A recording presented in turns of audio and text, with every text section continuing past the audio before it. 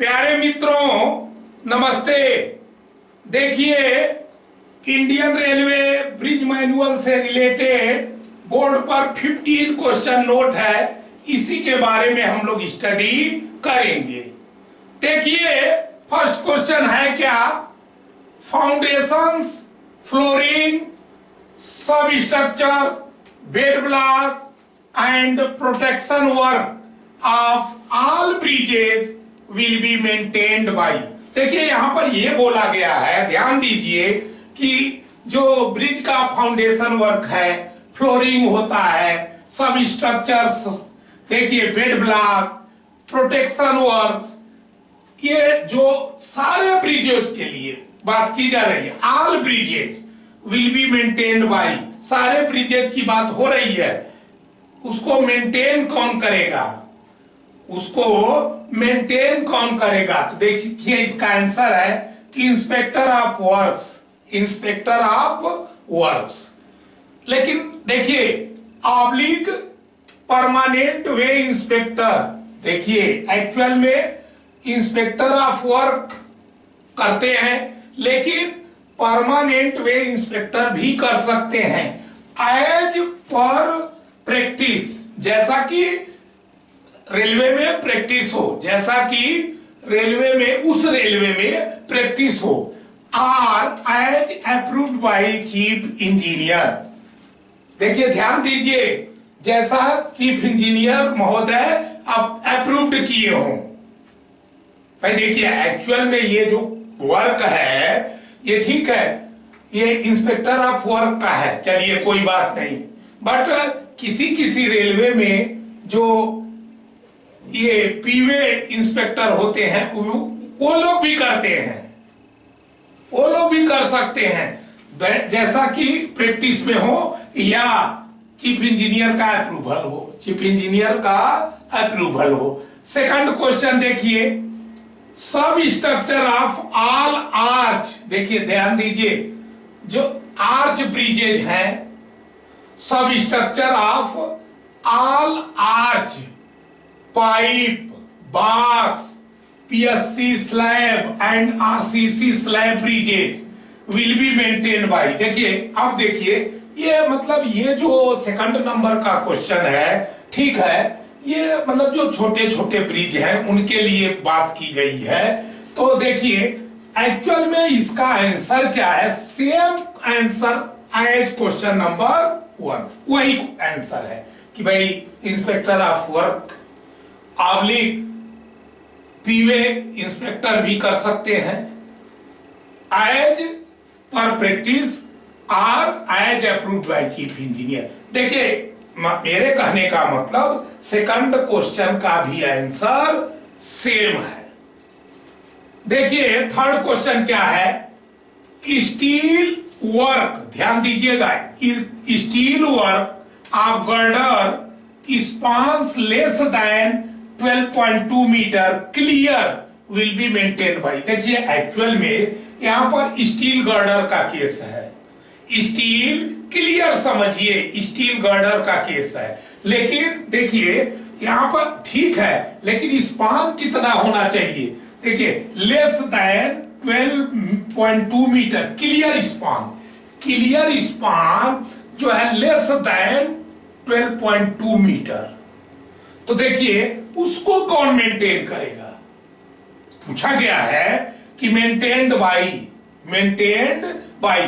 तो देखिए, इसका भी आंसर सेम है, same answer as question number 1। तो इसको बार बार बताने की जरूरत नहीं है, सेम आंसर है। देखिए, 4 नंबर का question, the steel work of all the girder bridges with clear span of 12.2 metre and above will be maintained by. देखिए, जो थर्ड क्वेश्चन था वो क्या था, steel work of girder bridges से रिलेटेड था, बट वहां इस क्वेश्चन में, थर्ड क्वेश्चन में स्पान क्या था, 12.2 मीटर क्लियर स्पान, 12.2 मीटर से लेस। लेकिन 4 नंबर के क्वेश्चन सेम है, क्वेश्चन सेम है, बट मान लीजिए अगर जो स्पान है, क्लियर स्पान 12.2 मीटर हो जाए या उससे अधिक है तो देख लीजिए उस केस में जो मेंटेनेंस का जो वर्क होगा वह किसके द्वारा होगा। तो देखिए ध्यान दीजिए, ब्रिज इंस्पेक्टर्स, उस केस में स्पेशली याद कर लीजिए ब्रिज इंस्पेक्टर्स के द्वारा मेंटेन किया जाएगा। क्लियर, समझ लीजिए। 5 नंबर का क्वेश्चन है, super structure of all RCC pre stressed concrete and composite girder bridges will be maintained by. देखिए एक्चुअल में यहां पर यह बताया गया है कि जो सुपर स्ट्रक्चर सारे आरसीसी ब्रिजेज के प्री स्ट्रेस्ड कंक्रीट पीएससी जो है ब्रिजेज है एंड कंपोजिट गर्डर ब्रिजेज के जो सुपर स्ट्रक्चर हैं उनको जो है मेंटेन किसके द्वारा किया जाएगा। तो देखिए ब्रिज इंस्पेक्टर्स कौन करेगा, ब्रिज इंस्पेक्टर्स। क्लियर, आप समझ रह गए होंगे। 7 नंबर का क्वेश्चन क्या है, maintenance of track over bridges. मान लीजिए देखिए जो ट्रैक होता है ओवर ब्रिजेज पर जो ट्रैक पोर्शन है, और देखिए इसके अलावा अप्रोचेज ऑफ ब्रिजेज, जो ब्रिज अप्रोच पर ट्रैक होता है उसके बारे में बात किया गया है। देखिए विल बी रिस्पॉन्सिबिलिटी ऑफ, देखिए एक्चुअल में मतलब इसके लिए कौन रिस्पॉन्सिबल होगा, मेंटेनेंस के लिए कौन रिस्पॉन्सिबल होगा। तो देखिए परमानेंट वे इंस्पेक्टर, जिसको पीवे इंस्पेक्टर भी आप कह सकते हैं, तो वह जो है पीवे इंस्पेक्टर। बहुत इजी बात है, ये तो सारे लोग जानते भी हैं।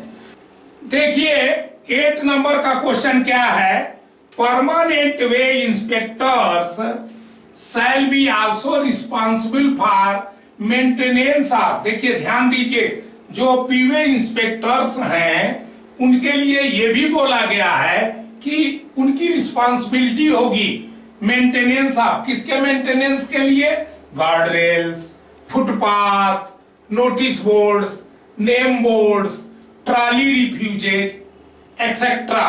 तो क्या ये स्टेटमेंट ट्रू है या फॉल्स है, तो स्टेटमेंट ट्रू है। तो फिर एक बार समझ लीजिए, जो पीवे इंस्पेक्टर्स होते हैं उनकी रिस्पॉन्सिबिलिटी होगी मेंटेनेंस के लिए, किसके मेंटेनेंस के लिए, guard rails, footpath, notice boards, name boards, trolley refuses etcetera. तो ये स्टेटमेंट ट्रू है या फॉल्स है, तो स्टेटमेंट ट्रू है।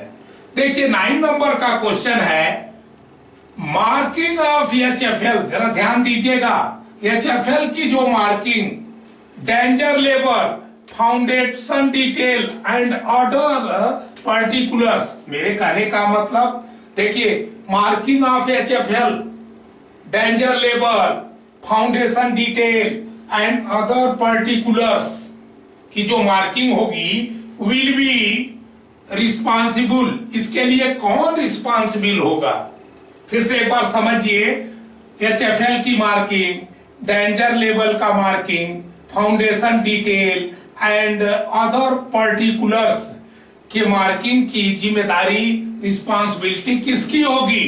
तो देखिए senior DN oblique DN and his officials, senior DN या DN and his officials including assistant engineer. देखिए इंक्लूडिंग असिस्टेंट इंजीनियर मतलब असिस्टेंट इंजीनियर भी उसमें इंक्लूड होंगे।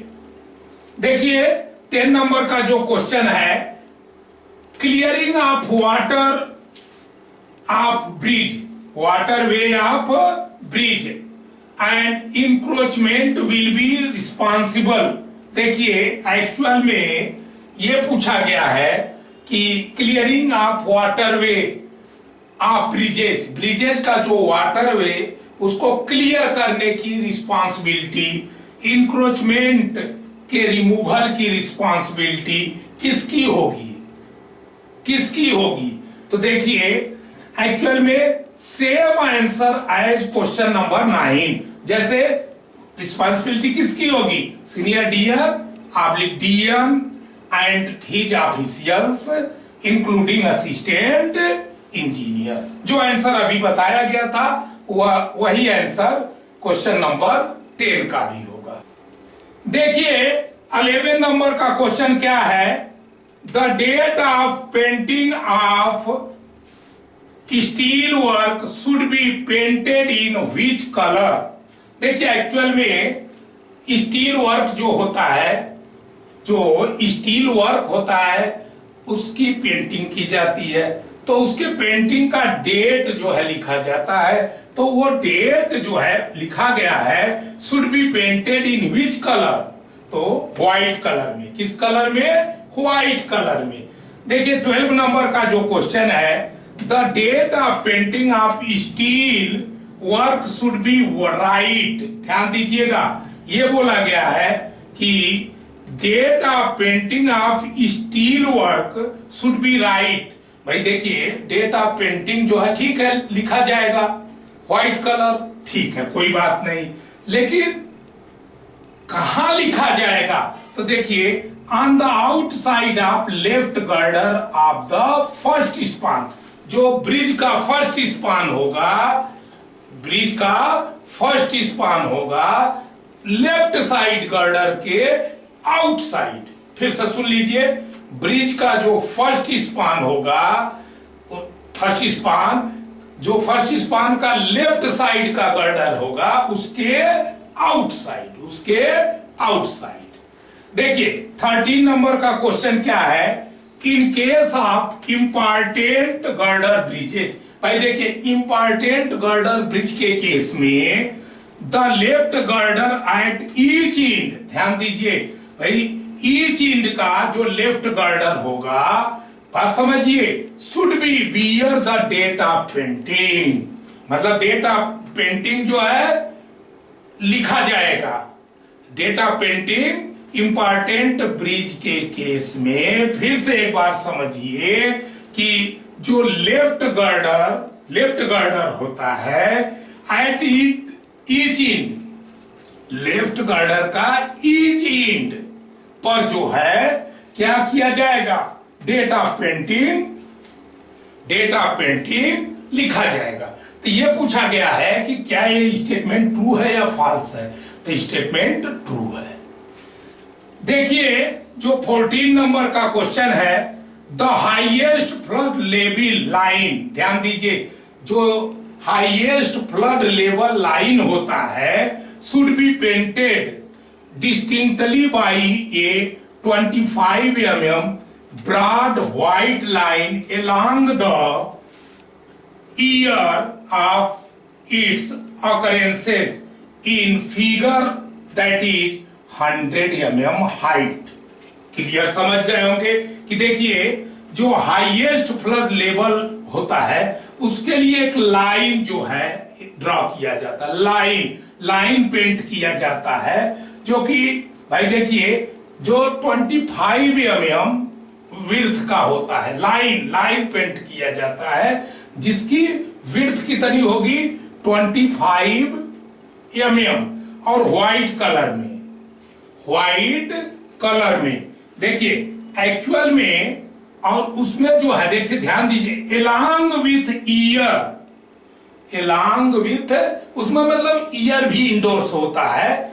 देखिए और फिगर एचएफएल जो होता है हाईएस्ट फ्लड लेवल का जो फिगर होता है वो भी वहां लिखा जाना चाहिए और लिखा गया होता है।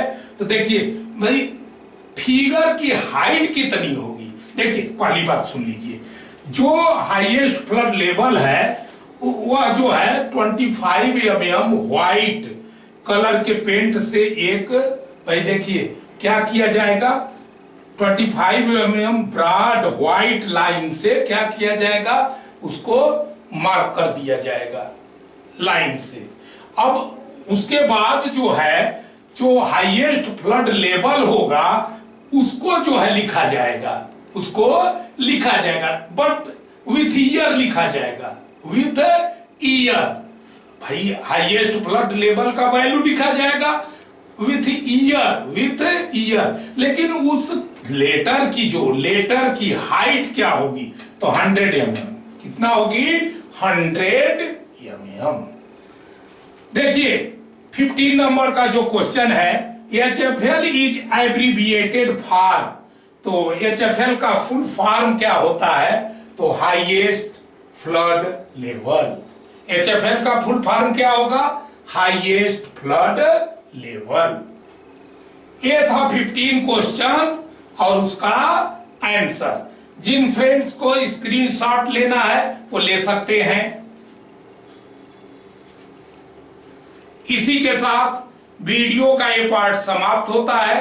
अगले पार्ट में हम फिर आपसे न्यू आइटम के साथ मिलेंगे।